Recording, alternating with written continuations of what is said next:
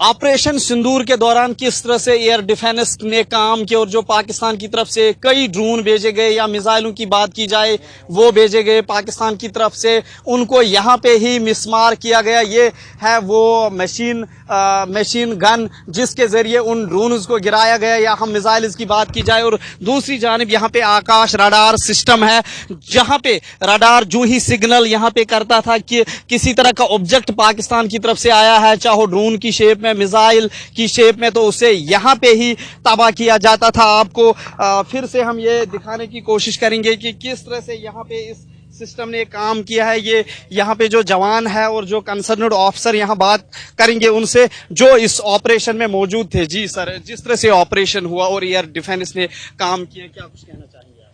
देखिए, हमने जब एयर डिफेंस के गनर्स जो हैं वो पहली बात तो हमेशा ही तैयार हैं, हम तैयार रहते हैं। ऑपरेशन सिंदूर में जिस तरह से हमारी तरफ इन्होंने ड्रोन स्वॉर्म अटैक करने की कोशिश की, उसको हमने बिल्कुल नाकामयाब बनाया। हमने जितने भी एयरक्राफ्ट, जितने भी ड्रोन्स हमारी तरफ आए उनको हमने न्यूट्रलाइज किया, इफेक्टिवली इंगेज किया और सबको नीचे हमने यहाँ गिराया।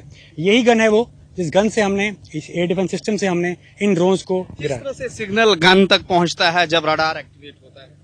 देखिए, ये जो सिस्टम है इसमें अगर आप एक स्टेट ऑफ आर्ट सिस्टम, नया सिस्टम आया है जिसे बोलते हैं आकाश तीर।